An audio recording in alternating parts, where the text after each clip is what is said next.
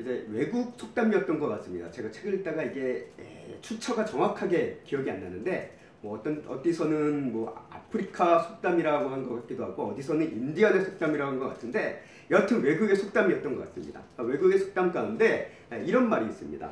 혼자 간다면 빨리 갈 수 있지만 함께 한다면 멀리 갈 수 있다라는 이야기가 있습니다. 아마 우리 이게 그런 책 제목도 있었던 걸로 제가 알고 있습니다. 그래서 아마 성도님들도 좀 종종 들어보신 말이 아닐까 싶기도 한데요. 우리가 어떤 일을 하든지 간에 혼자 하면 빨리빨리 일을 할 수 있습니다. 왜? 나에게 익숙한 것, 내가 쉽게 할 수 있는 것들이 있다 보면 그 혼자 하면 빨리빨리 처리해요. 그래서 때로는 남한테 일을 맡기는 게 답답한 경우가 있어요. 내가 하면 순식간에 처리하는데 다른 사람이 보니까 내 마음에 안 드는 거예요. 그러다 보니까 비켜! 내가 할게! 라고 하면서 혼자 해나가는. 그래서 혼자 하면 빨리빨리 일을 할 수 있습니다. 그리고 내가 원하는 형태로 일을 해나갈 수 있어요. 반면 함께 하면 어떻습니까? 여러 가지로 부딪힘이고 여러 가지로 갈등도 생깁니다. 내가 원하는 모습대로 안 돼요. 내가 원하는 그런 모습이 안 보여져요. 그러다 보니까 일이 진행이 안 되는 것 같습니다. 그런데 혼자 하면 분명 일은 빨리 할 수는 있지만 한 사람이 할 수 있는 영역은 어때요? 작다라는 거예요. 그리고 이런 말이 있잖아요. 아무리 능력이 뛰어나더라도 한 손으로 열 사람을 막을 수 없다라고 얘기하는 것처럼 한 사람이 감당할 수 있는 영역의 수준이 있다라는 것입니다. 어느 정도까지는 빨리 할 수 있어요. 그러나 일이 그 한계를 넘어가면 이제는 감당이 안 되는 거죠. 반면 함께하면 어떨까요? 함께하면 진도는 느릴 수 있습니다. 때로는 그것 때문에 잘 안 나가는 것 같을 수 있어요. 그러나 서로에 대한 이런 합과 조율이 맞기 시작하면 어떻습니까? 보다 많은 일을 할 수 있다는 것을 우리가 인생 속에서도 사회적인 경험 속에서도 우리가 발견하게 된다는 것입니다. 또 때로는 이런 경우도 있죠. 한 사람이 한쪽이 힘들어할 때 함께하는 사람들이 있으면 그런 나 힘들어하는 사람을 붙들어줄 수 있다는 거예요. 도와줄 수 있고 때로는 이렇게 끌어안고 함께 가질 수 있는 그게 바로 함께함의 윤리다라고 우리가 이야기를 합니다. 그래서 혼자 하면 빨리 갈 수 있지만 함께하면 멀리 간다라는 이야기의 이런 책들의 내용들을 보면 대체적으로 이런 관점의 이야기들이 또 기록되어 있기도 합니다. 자, 이렇게 우리의 삶에서 함께한다라는 것은 매우 중요한 의미를 가지고 있습니다. 사회생활뿐만 아니라 가정에서도 그렇습니다. 가정에서도 가족들이 함께 나갈 때 그 가족은 건강해요. 근데 가족들이 함께 나가는 것이 아니라 함께 가는 것이 아니라 각자 그냥 각자 도생으로 나가다 보면 그 가정은 결국 어떻게 됩니까? 그냥 가정 뿔뿔이 흩어지는 그런 가정이 될 위험성이 크다라는 것을 우리는 또 볼 수 있다는 것이죠. 이건 교회도 마찬가지입니다. 우리 교회도 함께 가야지 각자 이 교회 안에서 성도들이 각자의 생각을 가지고 움직이면 이 교회가 분열이 일어납니다. 그게 대표적인 예가 되어지는 교회가 어딥니까? 고린도 교회죠. 고린도 교회가 그런 거예요. 각자의 생각대로 움직이다 보니까 교회의 분열과 갈등이 가득했다. 그래서 그 문제를 해결하기 위해서 쓴 것이 바로 고린도 전후서잖아요. 사도 바울이 이제 전후기에서 이처럼 우리는 함께 가야 된다는 것입니다. 사회학적으로도 이야기하고 있고 말씀하지만 우리는 사회학적이고 경제학적인 이런 것들 떠나서 하나님께서 우리에게 그런 말씀을 하셨다는 거예요. 성경의 관점에 비춰봤을 때도 이미 하나님께서는 그런 의미를 가지고 우리 인간을 창조하셨다는 것을 우리가 성경을 통해서 발견하게 됩니다. 하나님께서 인간을 창조하셨을 때 혼자 사는 인생으로 계획하지 않으셨어요.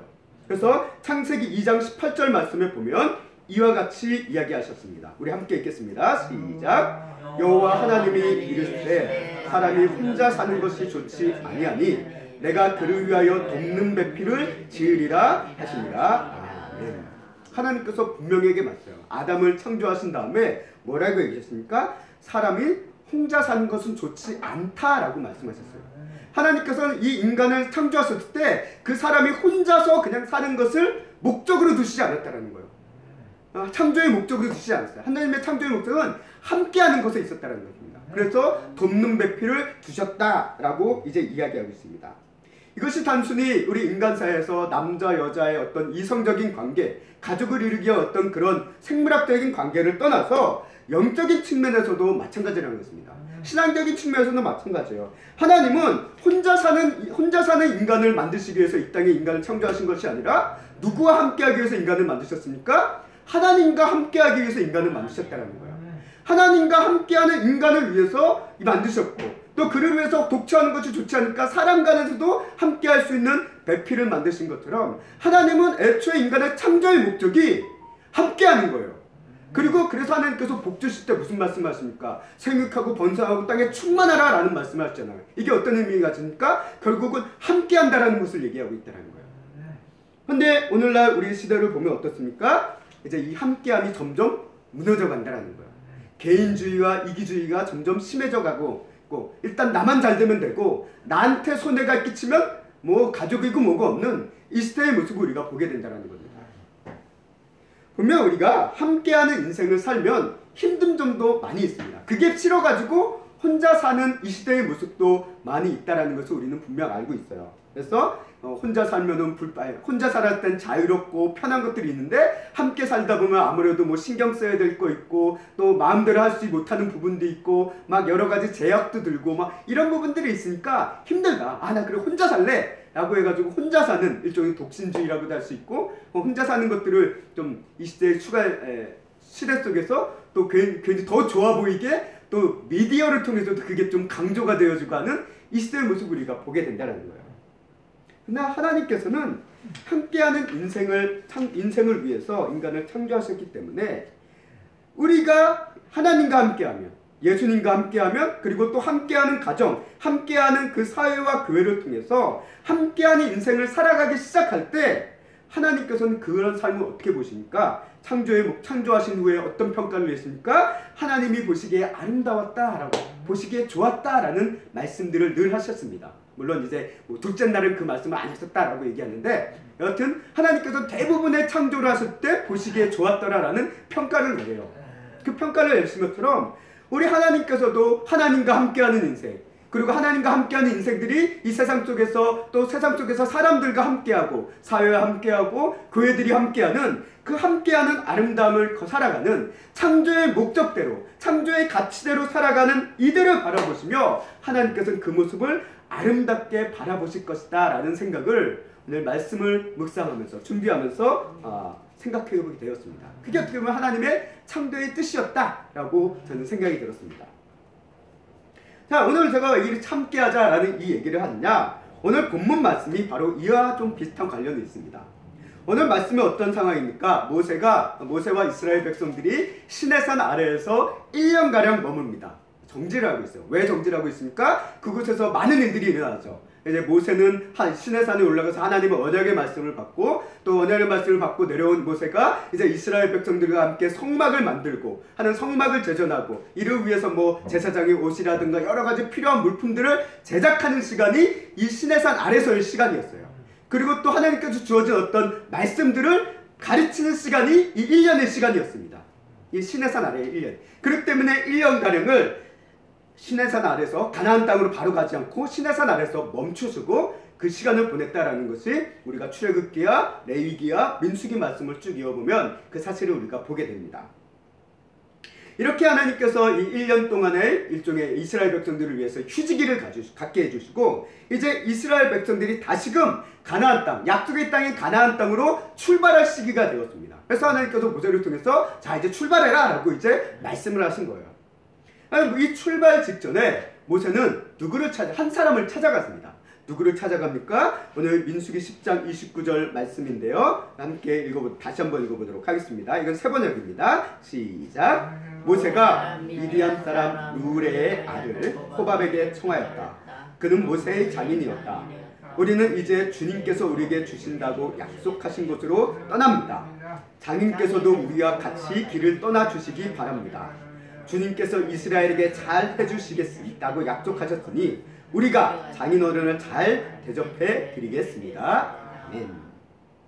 자, 우리가 모세의 장인, 출애굽기에서 모세의 장인의 이름이 이드로라고 기록되어 있습니다. 이드로라고 되어 있고요. 오늘 민수기에서는 이제 호밥이라고 기록이 되어 있어요. 이름이 차가 있다 보니까 우리가 좀 많이 헷갈립니다. 그래서 이 부분에 대해서 어떤 신학적으로 이제 해석의 차, 이에 따라서 또 여러 가지 해석할 수 있는 여지들이 좀 많이 생기는 부분들이 있는데요. 어쨌든 우리는 일단 본문을 따르겠습니다. 본문을 따르면 이 호밥이 이제 장인이다라고 이제 우리 개역 개정에서는 기록하고 있습니다. 호밥이라고 하는 이 사람이 이 장인이죠. 어쨌든 장인에게 한 가지 요청을 하는 거예요. 어떤 요청을 합니까? 한마디로 뭐 길게 얘기하고 있지만 한마디로 우리 함께 가자라는 거예요. 우리 함께 가자라고 얘기하는 거예요. 자, 어떻게 보면 이 장인으로서는 이 모세의 권유가 한마디로 봤을 때 좀 그리 달가운 권유는 아니다라고 할 수 있어요. 왜 그럽니까? 약속의 땅으로 가긴 가는데 그 땅은 약속만이었지 실제적으로 얻을 수 있을지 없을지도 모르는 아직 미지의 땅이에요. 언제 얻을지도 모르는 그런 것이에요. 그런 것에 같이 가자라고 하는 거예요. 그러면 이 장인으로서는 자신이 가지고 있었던 삶의 터전이 있잖아요. 신의 산을 중심으로 했던 어떤 삶의 터전, 그리고 이루었던 어떤 가족 공동체의 어떤 모습들, 또 여러 가지 이런 것들이 있으니까, 그리고 내가 이미 파악하고 있는 삶의 환경들, 그런 정보들, 이런 것들이 다 있는데 그것들을 내려놓고 새로운 땅으로 가자라고 하니까 장인으로서는 이게 쉽지 않은 일이죠. 그렇잖아요. 이미 나이도 많이 드신 분인데, 우리가 그렇잖아요. 젊은 사람들은 뭔가 새로운 일을 하는 데 있어서 그래도 힘차게 나갈 수 있어요. 왜? 열정도 있고 힘도 있고 나갈 수 있습니다. 그런데 나이가 드시는 분들, 모든 분들이 그런 건 아니지만 그래도 나이가 드시면 좀 보수적이 된다라고 얘기하잖아요.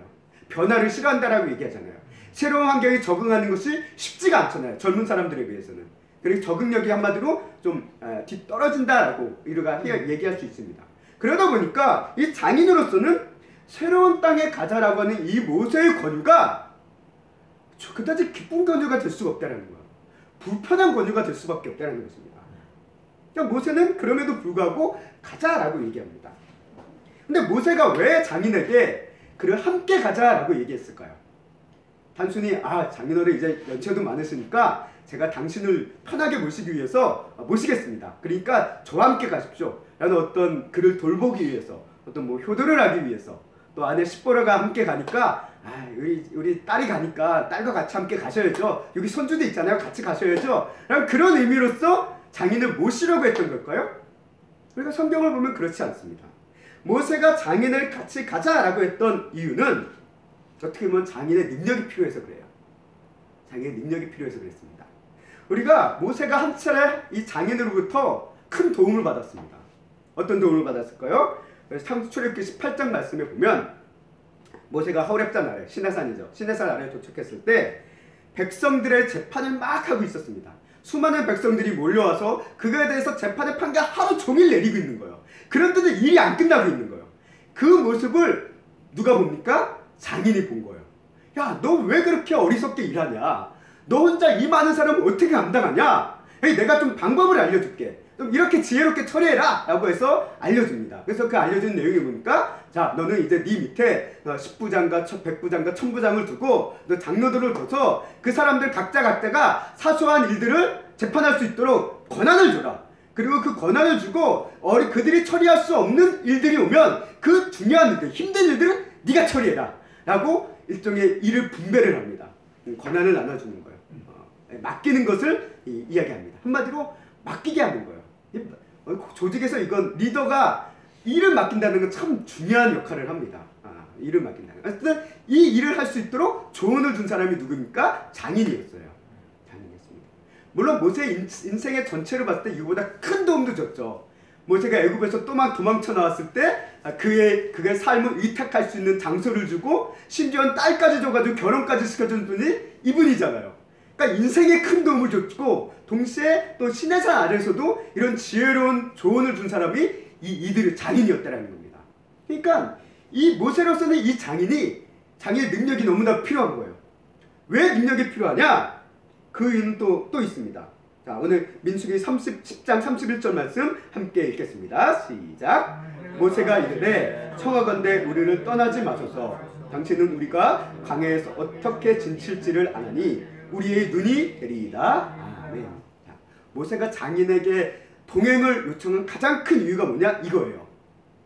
당신은 우리가 광야에서 어떻게 지칠지를 안다라고 얘기한다는 거예요. 한마디로 이 신의 광야의 모든 어떤 상황과 이런 것들을 빠삭하게 알고 있는 사람이 이 사람이라는 거예요.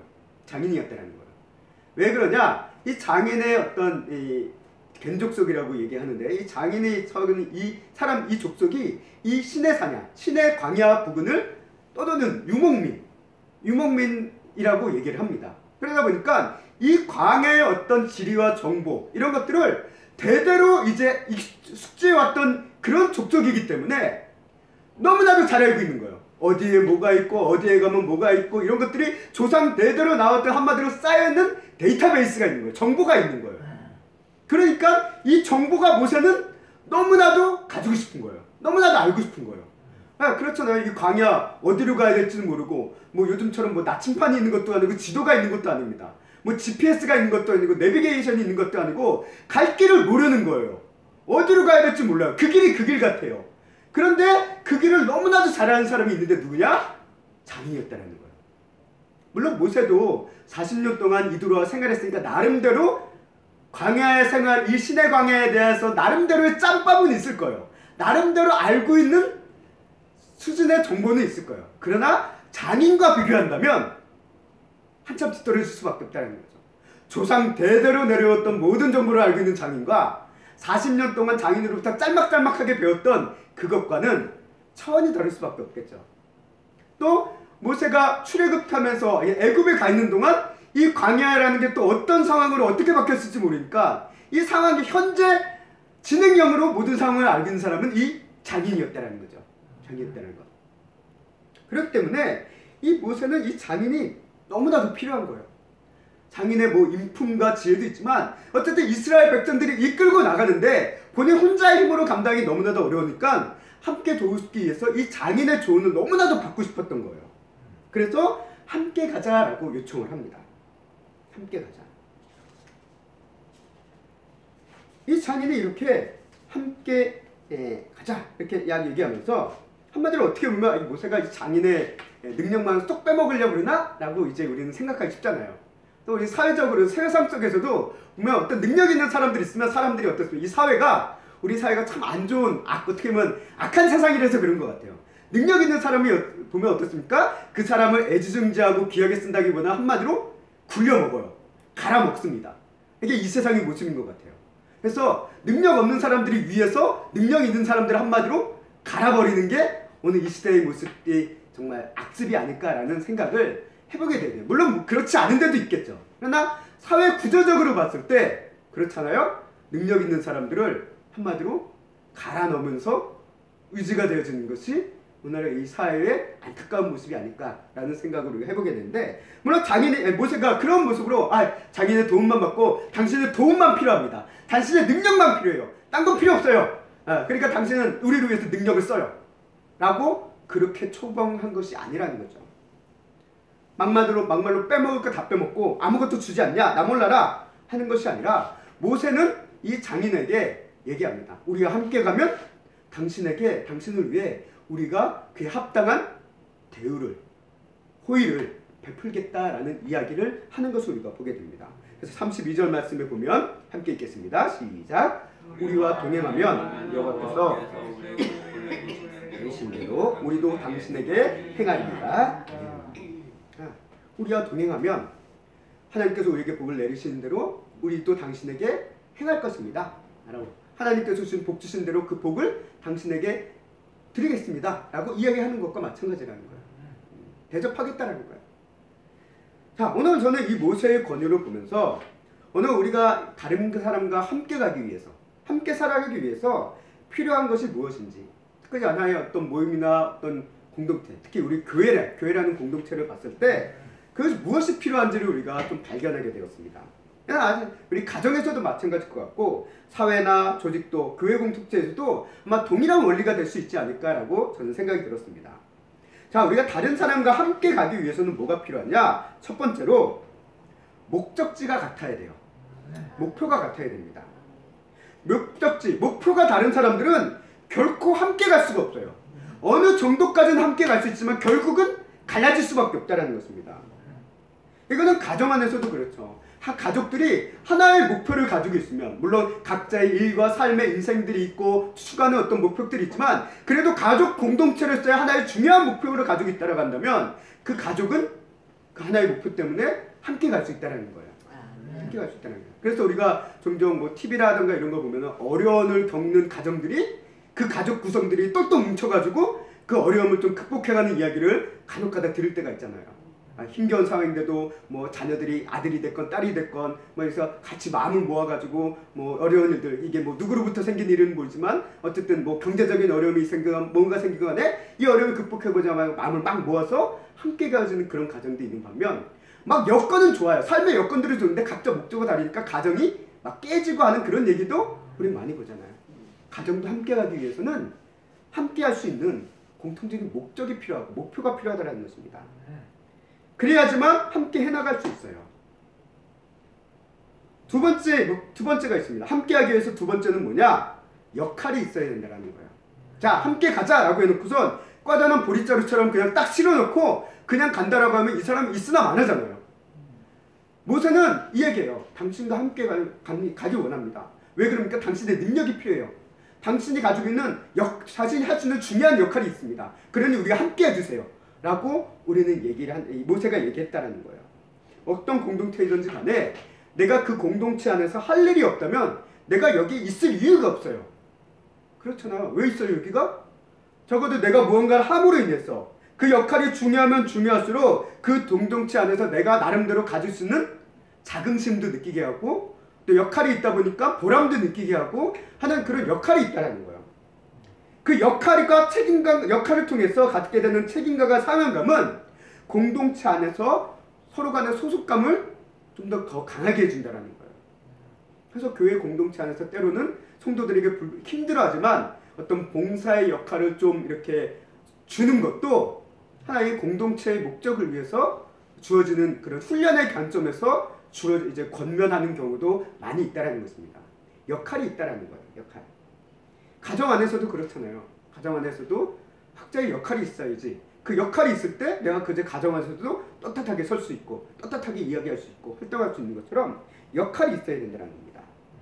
마지막으로 세 번째, 함께하기 위해서 세 번째가 필요한 것은 뭐냐면 유익이 있어야 돼요. 유익이.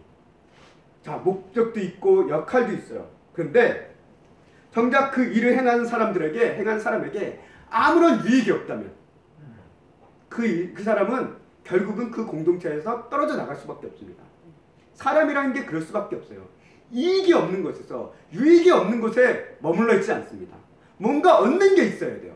그게 물질적으로 얻는 것인지 감정적으로 얻는 것인지 뭔가 얻는 게 있어야지, 보람이 있던지 자긍심이 있던지 얻는 게 있어야지 그 사람은 그 공동체 안에 쭉 있을 수 있지, 맨날 갔는데 얻는 게 없어요. 텅 빈 것 같아요. 메마른 것 같아요. 그러면 결국 그 사람은 그 공동체를 떠날 수밖에 없다는 것입니다. 그래서 그 어떤 유익도 얻지 못하면 결국 어떤 일이 벌어집니까? 그 공동체 안에 있다 하더라도 결국 그 사람은 나중에 뭐 어떤 목표를 가지고 비전을, 역할을 가지고 나중에 막 일하다 보면 나중에 어떻게 하면 탈진하는 거예요. 유익이 없으니까. 받는 건 없고 계속 빠져만 나가니까 나중에 탈진해서 나 못하겠다 라고 이제 얘기하며 뭐 교회를 떠나거나 어디 조직을 떠나거나 하는 그런 모습들이 우리는 많이 보게 됩니다. 오늘날 우리 사회에서도 마찬가지죠. 뭐 아르바이트 하는 사람들도 그렇지만 일하는 사람들도 결국 내가 얻는 유익이 없으면 그것을 나올 수밖에 없다는 거예요. 힘은 힘대로 드는데 얻는 게 없다. 적어도 뭐 돈이라도 많이 벌면 그것 때문에라도 유익이 있으니까 하는데 그것도 아니에요. 그러면 사람이 지쳐서 나가 떨어질 수밖에 없다는 것이죠. 그래서 항상 교회를 보면 큰 교회들, 주로 큰 교회들이 되겠죠. 작은 교회도 마찬가지지만 교회가 되면 봉사자들은 모입해요. 근데 봉사자들이 모이지 참 요즘 들어서 더 어렵습니다. 뭐 성도들이 가장 큰 이유는 성도들이 바빠서 그렇기도 하죠. 바빠서 그렇기도 한데 우리가 종종 보면 성도들이 오랜 시간 비전과 사명을 함께 하지만 어느 순간 지쳐가지고 힘들어서 떨어져 나가는 성도들도 보게 됩니다. 왜? 필요한 장소는 많은데 사람이 없으니까 계속 그 사람의 한 사람에게만 일이 가중되는 거예요. 그러다 보니까 짐이 무겁고, 문제는 그 가중된 만큼 되돌려받는 보람이 있어야 되는데 그만큼의 보람은 안 돼요. 그러니까 나중에는 탈진을 해버리는 거죠. 오늘 우리 모세도 마찬가지입니다. 장인에게 함께하자라는 이 권면의 순간을 보면서 오늘 우리 세움교회도 어떤 모습으로 함께 가야 될까라는 생각을 해볼 수밖에 없었다는 거예요. 그저 이 교회라는 곳에 일단 누군가 오면 환영합니다. 그래서 등록해주세요. 이게 교회의 목적은 아니잖아요. 교회의 목적은 뭡니까? 세움교회, 우리 교회의 목적, 세움교회뿐만 아니라 교회의 목적은 성도 한 사람 한 사람들에게 어떤 주어진 바라볼 수 있는 목적이 보여야 된다는 거예요. 세움교회를 통해서. 그럼 세움교회가 성도들과 함께하기 위해서 어떤 목표를 가져야 되느냐? 그걸 고민해 볼 수밖에 없겠죠. 그리고 세움교회 온 성도들이 잠깐 찾아왔다 떠나가는 것이 아니라 그 성도들이 어떻게 하면 머물 수 있을까라는 것을 생각해 본다면 결국 이 세움교회 안에서 그들에게 주어져야 될 것이 있다는 거예요. 목표를 줘야 되고 역할도 줘야 되고 또 유익도 줘야 된다는 거예요. 이게 없으면 결국 찾아와봐도 머물지 않겠다라는 생각을 그런 생각이 들었다는 거죠. 그렇다면 우리 성도들, 이 세움교회를 찾아오는 이들이 함께 갈 수 있게 하는 목표가 뭘까? 다시 말해 어떤 비전을 우리가 바라봐야 될까? 우리는 목표가 같다는 것은 비전이 같다는 얘기죠. 우리 세움교회의 비전은 뭐냐? 라고 했을 때 우리 세움교회 이름대로 세우는 거예요. 사람을 세우고 가정을 세우고 하나님의 나라를 세우는 겁니다. 하나님의 나라를 세우는 거예요. 이것을 세우기 위해서 우리가 해야 될 역할이 있겠죠. 역할은 뭐냐? 이 역할을 4가지로 한번 정리해봤습니다. 우리가 해야 될 역할, 우리는 뭘 해야 될까? 우리 성도들이 한 사람 한 사람들이 뭘 해야 될까? 라는 그 역할을 4가지로 정리해봤는데요. 첫 번째 함께 읽겠습니다. 시작! 먼저 하나님의 되어야 합니다. 아멘. 우리 성도들이 가장 첫 번째로 가장 중요한 역할은 뭐냐면 누군가를 전도하고 누군가를 가르치고 하는 그 역할 이전에 가장 먼저 되어야 되는 건 뭐냐? 하나님의 자녀가 되어야 된다는 거예요. 하나님의 자녀. 하나님의 자녀는 어떻게 됩니까? 예수님을 믿는 믿음으로 시작됩니다. 오로지 이 하나님의 자녀됨은 하나님의 은혜로만 시작되는 거예요. 내가 하나님의 자녀가 되겠습니다 라고 해서 자녀가 되는 게 아니에요. 예수님을 믿게 되어지는 그 순간, 예수님을 믿음으로 고백하게 되어지는 그 순간 우리는 하나님의 은혜 가운데 죄인인 우리에게 양자의 영을 더해 주셔서 우리를 하나님의 자녀 삼아주는 그 은혜로 하나님의 자녀가 되는 겁니다. 이게 가장 큰 첫 단계라는 거예요. 하나님의 자녀가 되는 것은 우리의 과거, 업적, 배경과는 아무 상관이 없어요. 오직 나를 위해서 십자가에서 죽으신 예수님을 통해서만 우리는 하나님의 자녀가 되어지고 그 은혜를 받는다는 겁니다. 결국 우리는 하나님의 자녀가 되어야 되고 하나님의 자녀임을 확신하는 삶을 누구보다도 먼저 살아야 된다는 거예요. 그 역할 속에 우리가 있어야 된다는 겁니다. 그 자리에 우리가 있어야 된다는 거예요. 교회에 왔기 때문에 끝나는 게 아니라 교회에 있건 아니건 교회 공동체의 성도로서 내가 하나님의 자녀인가? 하나님의 자녀가 맞는가? 라는 것을 우리는 고민하며 또 그거에 대해서 되묻고 자신의 삶을 돌아보며 자신의 자녀로서의 삶의 역할이 지금 바르게 서 있는가? 라는 것을 우리는 점검해 볼 필요가 있다는 것입니다. 그 다음에 우리가 해야 될 또 하나의 역할은 뭘까? 두 번째는 함께 읽겠습니다. 시작! 그리스도의 제자가 되어야 합니다. 우리가 모든 교회들이 힘쓰는 거죠. 예수님의 제자가 되는 것, 제자된 삶을 사는 것. 이게 모든 교회들이 지금 힘쓰는 모습인데요. 자, 오늘 저는 이 자녀됨과 제자됨의 가장 큰 차이가 좀 있다고 봐요. 자녀됨은 말 그대로 전적인 하나님의 은혜로 자녀되는 겁니다. 물론 제자됨도 하나님의 선택 가운데 제자되는 거예요. 자녀된 사람들이 제자가 되는 거예요. 그렇기 때문에 그것도 은혜이지만 제자가 된다는 것은 여기에 또 뭐가 못 포함되어 있냐면 제자라는 말 자체가 어떤 의미입니까? 누군가에게 뭔가를 배운다라는 거잖아요. 배우는 사람들이 제자입니다. 배운다라는 건 뭐예요? 배운다라는 것은 배우기 위해서 내 의지가 필요한 거예요. 내 노력이 필요합니다. 내 관심이 필요해요. 그러지 않으면 우리는 배울 수가 없습니다. 그냥 선생님 막 가르쳐주고 얘기한다고 해서 그게 다 배워지는 겁니까? 우리 학교에서도 수업 듣는 아이들을 보면 그렇잖아요. 똑같이 자리에 앉아있지만 진짜 배우는 아이들이 있고 그냥 자리에만 앉아있다가 나가는 아이들이 있어요. 뭐가 차이가 있습니까? 배우는 사람들은 그 배움을 가르침을 통해 뭔가를 깨닫고 얻고자 하는 그런 열망과 노력과 관심이 있다는 거예요.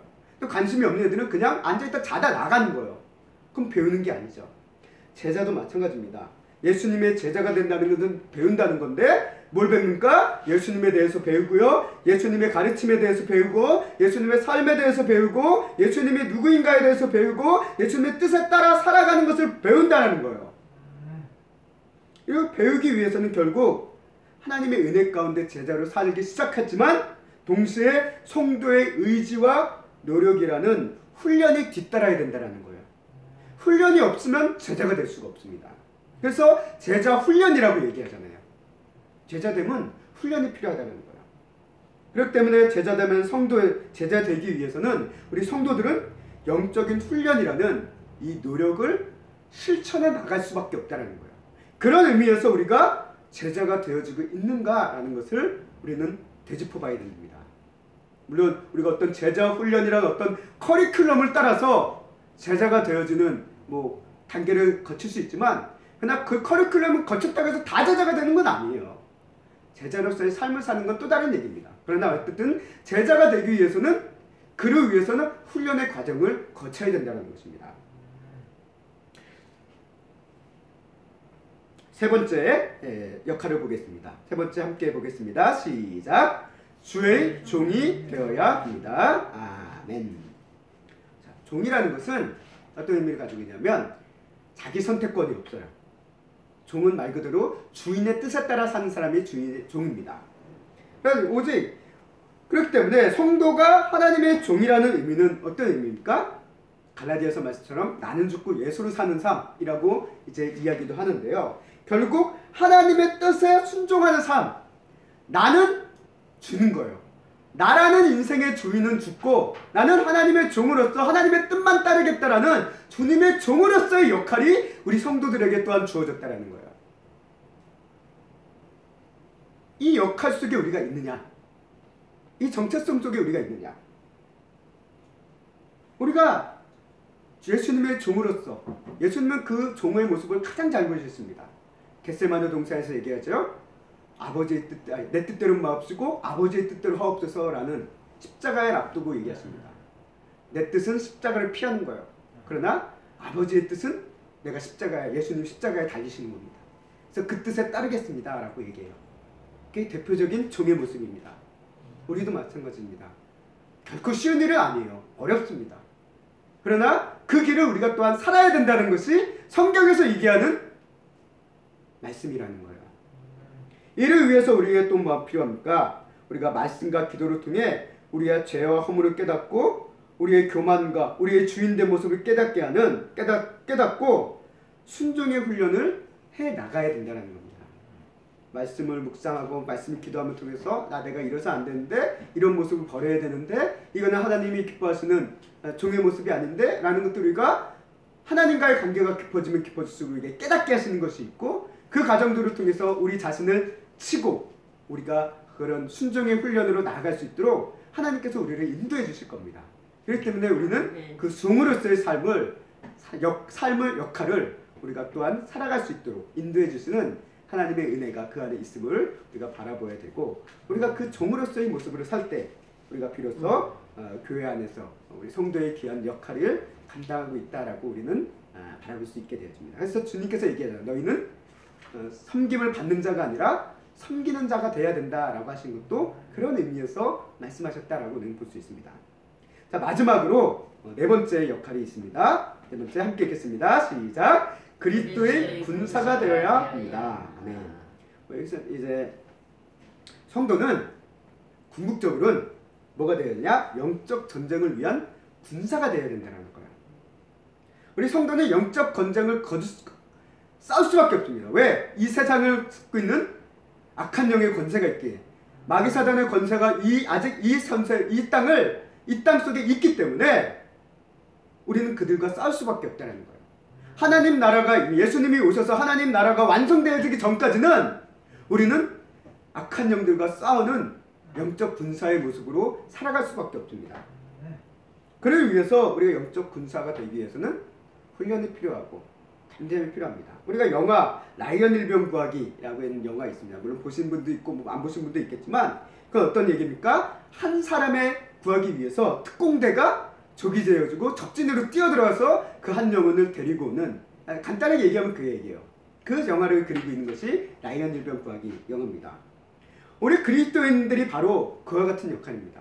이 세상에 악한 영이 가득하고 그 악한 영에 붙잡혀 있는 그 영혼들을 붙잡힌 영혼들을 구원하기 위해, 풀어주기 위해 우리는 그리스도의 군사로서 하나님께서는 부르셨고 또 그 사명을 감당코자 이 교회 공동체를 통해서 또 이를 감당할 수 있도록 우리를 훈련시키고 계신다는 것입니다.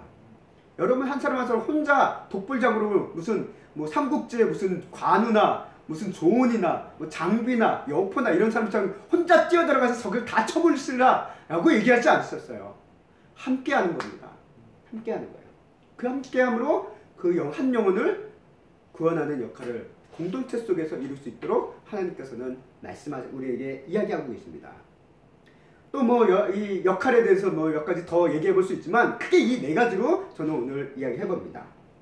그리고 이 마지막으로 이렇게 역할이 우리에게 주어졌어요. 우리에게 주어진 비전이 있고 그럼 우리 성도들 이 자리에 모인 우리 세움교회 성도들이 한 사람 한 사람들이 하나님의 자녀로서의 어떤 확신, 또 하나님의 제자됨으로서의 이런 훈련, 하나님의 주의 종으로서 자기를 치는 훈련, 그리고 주님의 군사가 되기 위해서 점점 담대해져가는 그런 훈련, 이게 우리 성도들에게 필요하고 이것을 위해서 우리 교회가 우리 성도들을 가르쳐야 되고 이를 위해서 도와야겠구나라는 그런 모습들이 이제 보이기 시작했다고 한다면 가장 중요한 게 있습니다. 이를 위해서 가장 중요한 건 교회에 함께하는 성도에게 주어지는 유익이 있어야 된다는 거예요. 어떤 유익을 우리 교회에서 성도들에게 줘야 될까? 교회가 줄 수 있는 유익이 뭘까? 교회가 크고 규모가 크면 시설도 잘 갖춰 있고 뭐 주차장도 잘 갖춰 있고 뭐 아이들 우리 뭐 신세대 부모라든가 여러 가지 편의시설이라든가 이런 건 다 잘 갖춰 있어서 그들에게 줄 수 있는 나름대로의 유익들은 있어요. 근데 작은 교회는 그런 유익을 줄 수는 없어요. 근데 교회가 줘야 되는 유익은 그게 아니죠. 우리 교회가 큰 교회건 작은 교회건 우리 성도들에게 줘야 될 유익은 단 하나예요. 뭐냐? 하나님의 은혜라는 유익을 줘야 된다는 거예요. 교회는 하나님의 은혜가 없으면 성도들은 떠나게 됩니다. 하나님의 은혜가 있는 것에 성도들은 모인다라는 거예요. 우리가 교회가 줄 수 있는 것, 그래서 뭐 요즘도 그렇겠지만 작고 거적거렸고 인테리어가 안 좋아도 그곳에 하나님의 은혜가 있으면 성도들은 모입니다. 불편한 걸 감수하고도 모여요. 왜? 그것이 하나님의 은혜가 있으니까. 성령의 역사심이 있으니까 모이는 겁니다. 우리 교회가 이 지역의 사람들에게 뭐 줄 수 있는 것, 세상적으로 어떤 시설적으로 줄 수 있는 거 생각하면 줄 수 있는 거 별로 없어요. 그러나 이 교회가 이들에게 줄 수 있는 유일한 유익, 세상에서 줄 수 없는 어떤 이제 유일한 유익은 하나님의 은혜뿐이라는 거예요. 그러니까 이 교회는 하나님의 유익을 줘요. 성도들에게 하나님의 은혜를 전해줘야 되는구나. 이를 위해서 담임 목사인 저도 그를 위해서 하나님의 유익, 그 은혜를 전하기 위해서 그것을 준비하고 거기에 힘써야겠구나라는 그런 생각을 더욱더 강하게 주셨습니다. 하나님의 은혜가 없으면 비전이 아무리 좋아도 각자의 사명과 역할들이 아무리 아름답게 주어져도 오래가지 못합니다. 오래가지 못해요. 그래서 32절 말씀에 모세가 장인에게 이렇게 얘기했죠. 다시 한번 보도록 하겠습니다. 세 번역으로 보겠습니다. 시작. 우리와 함께 가시기만 한다면 주님께서 우리에게 주시는 좋은 것은 무엇이든지 장인 어른께 나누어 드리겠습니다. 아멘. 자, 오늘 이 말씀을 생각해보면 이렇게 얘기해 볼 수 있어요. 우리가 하나님께 받은 은혜대로 당신에게 그 은혜를 나누겠습니다 라는 얘기로 우리가 이해해 볼 수 있습니다. 아멘. 결국 다른 어느 것보다 이 교회에는 뭐가 필요하냐? 하나님의 은혜가 필요해요. 그리고 하나님의 은혜를 나누는 것이 교회라는 겁니다. 받은 은혜를 나누는 거예요.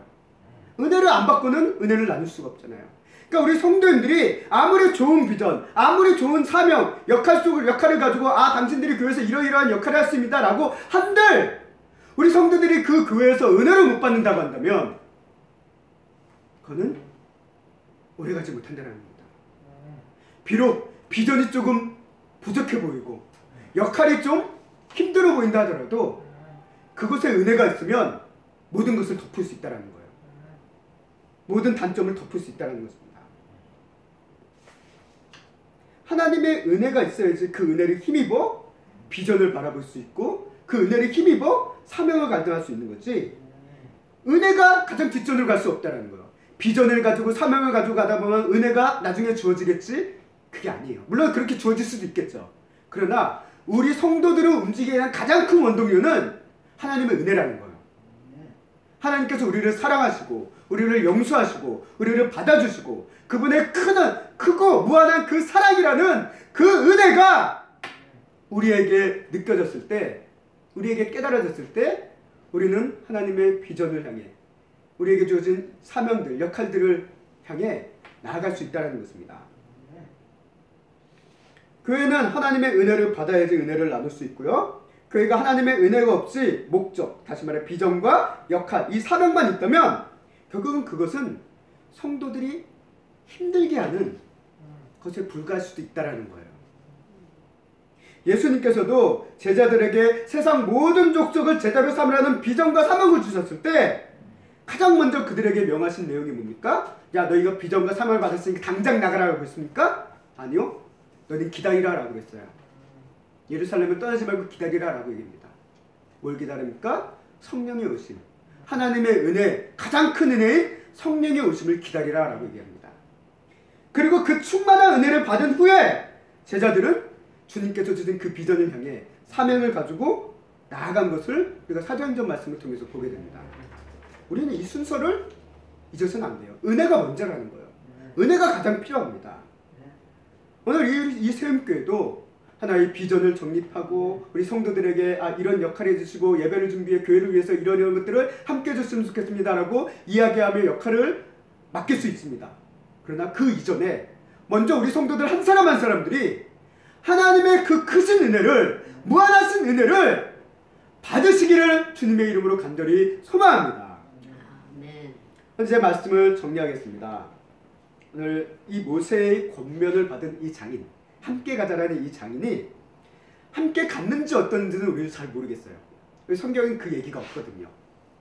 또 이 장인에 대한 어떤 이해를 여러 성경의 해석적인 관점에서 막 바라본다면 이것들 근거를 또 찾을 수 있는 부분이 있습니다. 함께 갔다, 떠났다라는 근거를 찾을 수 있는 부분도 또 발견되어지긴 해요.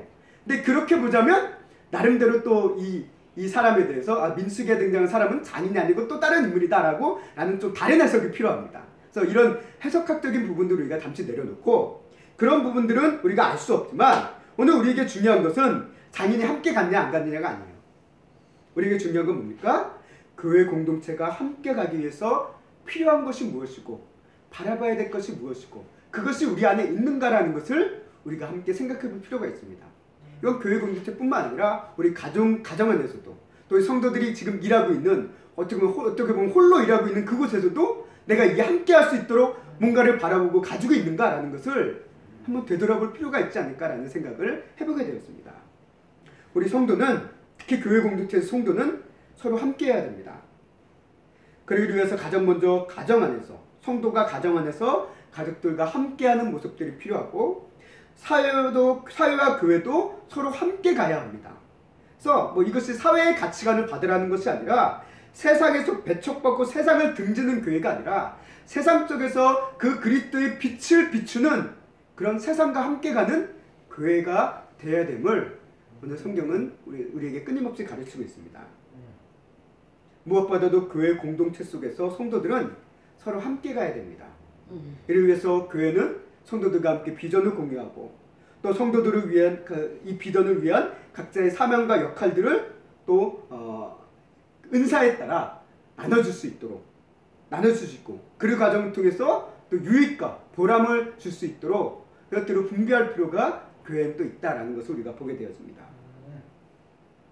우리가 성도가 이렇게 무엇보다 그리고 이를 위해서 이 모든 것들을 포괄하는 하나님의 은혜가 이 교회에 가장 필요하다는 것을 우리는 보게 됩니다.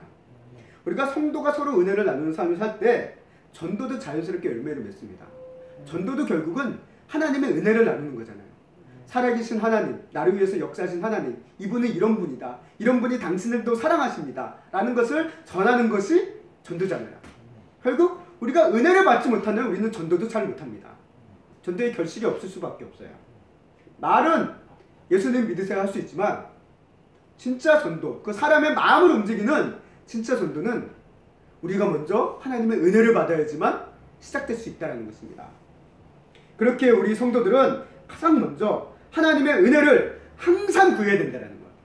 하나님, 우리에게, 저에게 자비와 긍휼을 베풀어 주시옵소서. 여전히 부족하고 연약한 저를 받아주시고 저에게 힘주시고 저를 도와주시옵소서. 이런 하나님의 은혜를 끊임없이 우리는 구하면서 살아갈 수밖에 없는 존재이고, 그 은혜를 구하며 사는 삶을 살아야 됨을 오늘 말씀을 통해서 우리가 묵상해 보게 되어집니다.